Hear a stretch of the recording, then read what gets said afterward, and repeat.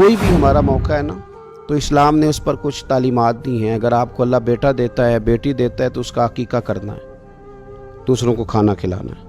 اگر اللہ نے شادی کا موقع دیا تو سنت ہے ولیمہ کرنا ہے، لوگوں کو کھانا کھلانا ہے۔ اگر بڑی عید کا موقع آیا ہے تو قربانی رکھ دی گئی ہے، آپ گوشت کریں گے، اس کا ایک حصہ رشتہ داروں کو دیں گے، ایک حصہ غریب نادار لوگوں کو دیں گے۔ اور عید کا موقع آیا تو صدقہ فطر رکھ دیا گیا چھوٹی عید پہ، اور صاحب نصاب پر زکوٰۃ بھی فرض کر دی گئی جو بالعموم رمضان میں ہی دی جاتی ہے۔ رمضان میں زیادہ تر مسلمان دینے کی کوشش کرتے ہیں۔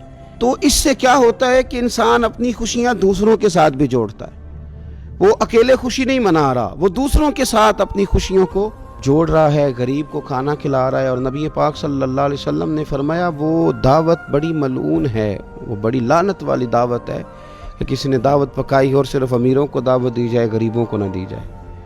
سیاسی افطاریاں کرائی جائیں، اور ولیمے پہ بھی اگر اپنے بیٹے کے بلایا جائے تو امیر لوگوں کو، سیاسی لوگوں کو، بڑے لوگوں کو دعوت دی جائے۔ دعوت تو خیر والی وہ ہے جس میں چھوٹا بڑا امیر غریب سب شریک ہو۔ تو عید کے موقع پر بھی یہ ضروری تو نہیں کہ ہم 6 جوڑے ہی بنوائیں، 3 جوڑوں سے بھی گزارا ہو سکتا ہے۔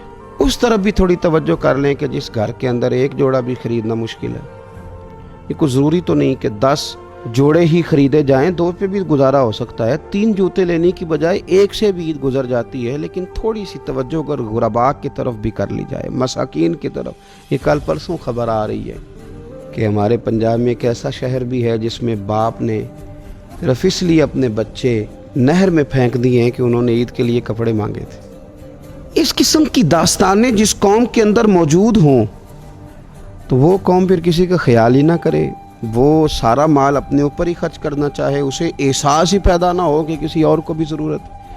تو عید ہمیں موقع دیتی ہے۔ بزرگوں نے لکھا ہے کہ یہ جو عید پہ کہا گیا نا کہ ایک رستے جاؤ اور دوسرے رستے سے واپس آؤ، تو اس میں بھی شاید ایک حکمت ہمیں یہ بھی نظر آتی ہے کہ کئی دفعہ ایک گلی سے گزرے تو گزرتے وقت خیال آتا ہے کہ یار یہ گھر ایسا ہے، دیکھ کے پتہ چلتا ہے کہ جو غریب ہے مجھے تھوڑا ان کا خیال رکھنا چاہیے۔ پھر دوسری سائیڈ سے واپس آؤ، شاید تمہیں گھر بیٹھے یاد نہ آئے اور مکان دیکھ کے تمہیں سمجھ آ جائے کہ یہاں تو شاید روٹی بھی وقت پہ نہ پکتی ہو، اتنے غریب ہیں۔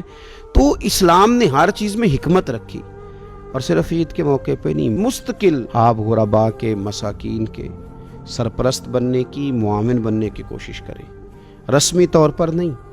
پچھلے سال نا عید گزری تو مجھے ایک دوست نے ایک پنجابی کا شعر بھیجا، اس نے کہا حضرت جی اس کو ذرا ضرور پڑھیں۔ تو شعر بڑا انوکھا تھا۔ وہ شعر کیا تھا؟ او راشن ونڈن والے لوکو، او راشن ونڈن والے لوکو، او عیدوں بعد بھی بھوک لگ دیجئے۔ عید کے بعد بھول ہی گئے تم؟ مستقل بنیادوں پر کوشش کریں کہ آپ معاون بنیں، غرباء کے، مساکین کے، یتیموں کے، ان لوگوں کی مدد کریں۔ حضرت بشیر بن عقبہ رضی اللہ تعالیٰ عنہ فرماتے ہیں کہ میرے والد جنگ احد میں شہید ہو گئے تھے اور میں ایک کونے میں کھڑا رو رہا تھا، تو نبی پاک صلی اللہ تعالیٰ علیہ وسلم نے مجھے دلاسا بھی دیا، دست شفقت بھی رکھا۔ تو میں نے کہا حضور میرے والد چلے گئے تو کیا بنے گا؟ تو کیا انداز حضور نے اختیار کیا اور کیا انہیں عظیم نسبتوں سے نواز دیا۔ حضور فرمانے لگے اے بشیر بن عقبہ تو پسند نہیں کرتا کہ فاطمہ تیری بہن بن جائے، عائشہ تیری ماں بن جائے اور محمد تیرے والد بن جائیں صلی اللہ تعالیٰ علیہ وسلم۔ مستقل تجھے رشتے نہ دے دیے جائیں، مستقل ہی تجھے سہارا نہ دے دیا جائے، مستقل بنیادوں پر ہی تیرا خیال نہ رکھا جائے۔ تو عید پر، رمضان میں بالعموم اور عید کے بعد بھی کوشش فرمائیں کہ آپ مستقل بنیادوں پر غرباء اور مساکین کا خیال کریں۔